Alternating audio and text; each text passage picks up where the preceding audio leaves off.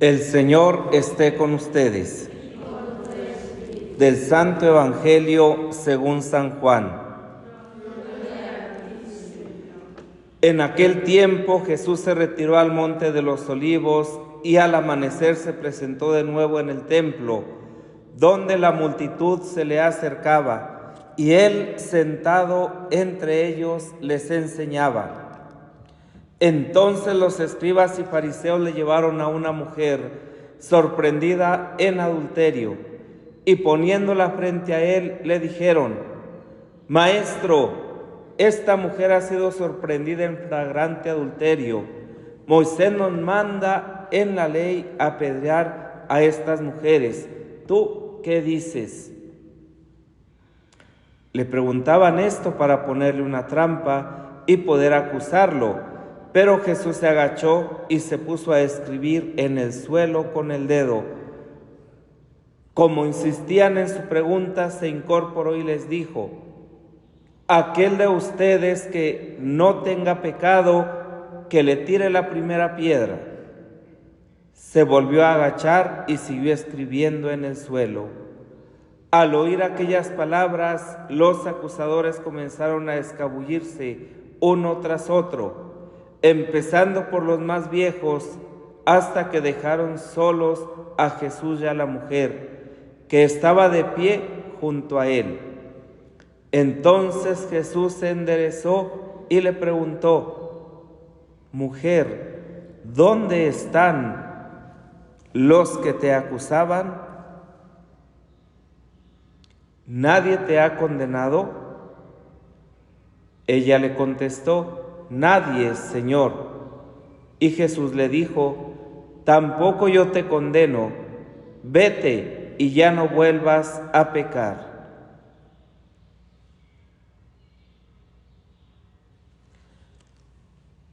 Palabra del Señor.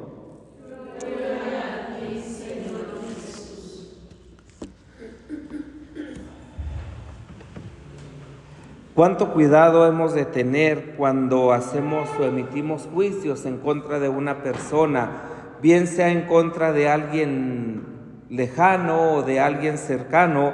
Porque nuestros juicios pueden ser temerarios y pueden ser totalmente, ¿verdad?, sin fundamento, aunque esté de por medio la vida, la honestidad, la sinceridad, la verdad de una persona. Y aún teniendo nosotros en cuenta que podemos tener los argumentos precisos para poder condenar a alguien, no es posible que un hijo, una hija de Dios actúe de esta manera, sin piedad, sin misericordia. Esta realidad incapacita en el cristiano la forma de recibir el amor y la misericordia de Dios. Emitir un juicio contra un hermano, contra una hermana, es algo repugnante delante de Dios y es algo que le traerá ciertamente el juicio a él. El texto de la primera lectura es elocuente. ¿Cómo es posible que haya personas que se confabulen en contra de una persona inocente por tal de salirse con la suya?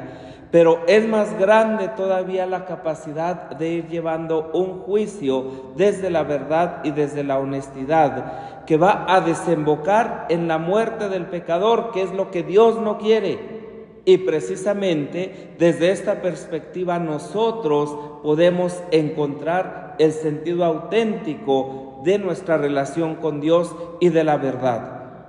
El Evangelio de hoy nos presenta el pasaje de la mujer adúltera, ¿sí?, que resulta misericordiada por parte de Dios. Gracias no solamente al arrepentimiento, que no manifiesta ninguno, sino a la actitud precisamente de aquellos que se consideraban buenos y a esta mujer la consideraban mala. El Antiguo Testamento, el libro de Levítico, decía que cuando una pareja era sorprendida en adulterio, es decir, quien engañaba, ¿verdad?, a su esposo, a su esposa, tenían que morir los dos, no solamente uno. Y así lo manifestaba precisamente la ley. Y entonces, aquí lo curioso es que solamente presentan a una mujer, a la mujer. Los primeros versículos de este pasaje nos dicen que Jesús por su parte se fue al monte de los Olivos. Jesús constantemente se retiraba a orar y por eso precisamente aquel lugar ya era conocido por sus discípulos y era conocido también por los que ya tramaban acabar con él. Al amanecer estaba de vuelta en el templo. Sabemos por las Escrituras que el Señor se retiró varias veces por la noche a orar al monte de los Olivos, situado al este de Jerusalén. Desde mucho tiempo antes, este era un lugar de oración. Allí fue David a orar a Dios durante la revuelta de Absalón. En este tiempo de Cuaresma, que es tiempo de oración, de penitencia, de limosna, de volvernos a Dios, aprendamos de las enseñanzas de Jesús que nos dejó con su palabra y sus obras. Juan nos relata la escena en que a la mañana siguiente unos escribas y fariseos llevan al templo de Jerusalén, donde Jesús enseñaba a una mujer que había sido sorprendida en adulterio. Pero la llevan para ponerle una trampa a él. La ponen en medio. La han avergonzado, la han humillado, la han exhibido, la han condenado, la han enjuiciado sin consideración. No piensan, no se dan cuenta, si es que había alguno bueno, que si realmente era bueno es porque Dios había tenido misericordia de él. Y esto muchas de las veces puede ser nuestra actitud, de reprobar, de condenar, de humillar, de avergonzar, de restregar el pecado en la cara. Y esto simplemente nos imposibilita recibir la misericordia de Dios. A quien acusamos, a quien señalamos, ya no le podemos quitar ni poner nada. Pero nosotros sí desistimos, rechazamos, anulamos la misericordia de Dios. ¿Con cuánta libertad podemos hacer algunos juicios y castigar severamente? No estamos justificando el pecado. El pecado no se justifica bajo ninguna circunstancia. Pero la persona está por encima del pecado. La han avergonzado y le recuerdan al Señor que la ley imponía para este pecado el severo castigo de la lapidación, matar a pedradas al pecador. Y preguntan al Señor, ¿tú qué dices? Pareciera que si Jesús lo aprueba, está bien hecho. Pareciera que si Jesús lo reprueba, es un incumplidor de la ley. La pregunta está llena de insidia. El Señor se había manifestado repetidamente, comprensivo, misericordioso, cercano, amante, compañero de los pecadores, no para avalar su pecado, no para avalar su estilo de vida, sino para invitarlos precisamente a la conversión, para hacerles llegar de manera directa el amor, el perdón, la misericordia. La respuesta es contundente: aquel de ustedes que no tenga pecado, que le arroje la primera piedra. Si nosotros volteáramos a vernos, si yo volteara a verme a mí mismo antes que voltear a ver a cualquier persona, tendría que andar con una piedra siempre así, ¿verdad? Claro, si volteara realmente a verme a mí mismo, ya estaría todo descalabrado, ¿verdad? Todo sangrante, fruto de mi pecado. Pero me obstino tanto en mi pecado que miro el pecado en los demás, que proyecto mi pecado en los demás.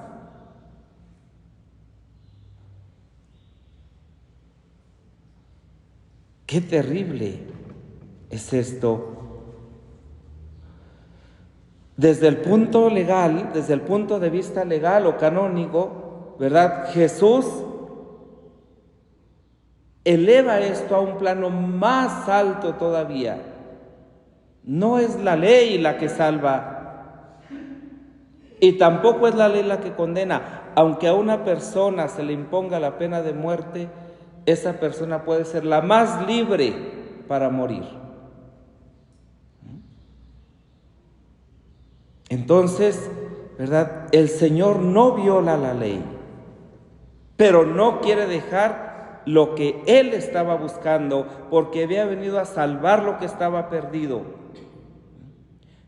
No está exaltando el pecado, rescata al pecador, y por eso le dice: ¿quién te condena? A nadie. Vete y no vuelvas a pecar. Es una indulgencia contundente, clara. Yo no quiero tu muerte, no quiero la muerte del pecador, sino que cambies y vivas. Quien tiró la primera piedra fue el Señor, pero sobre sus enemigos, que quedaran desconcertados, no esperaban esta salida. La respuesta legal la convierte Jesús en un cuestionamiento moral que mira en la conciencia de cada uno, no en la conciencia del otro.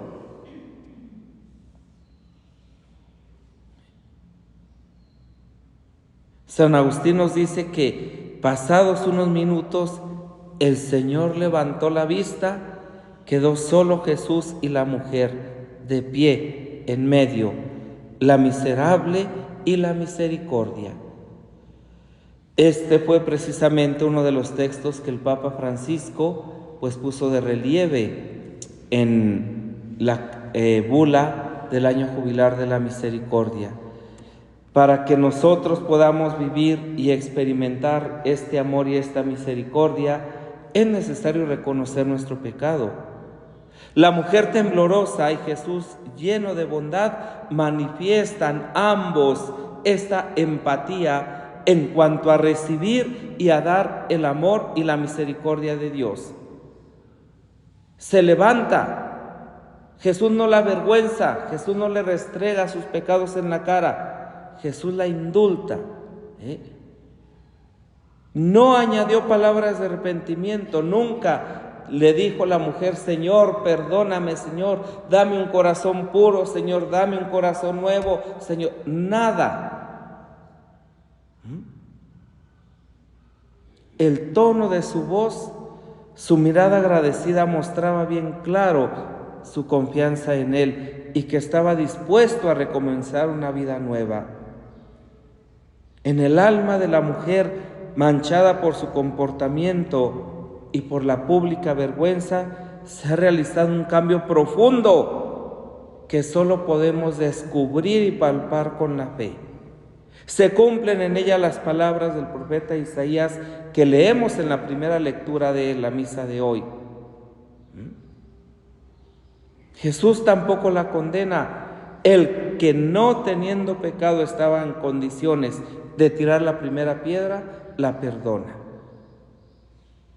Pidamos al Señor que nos conceda la gracia de experimentar, pues, siempre su amor y su misericordia, su fidelidad a través de la Iglesia, que continúa salvando, que continúa perdonando, que continúa misericordiando hasta el día de hoy a todos aquellos que necesitan del amor y de la misericordia de Dios a través del sacramento de la confesión.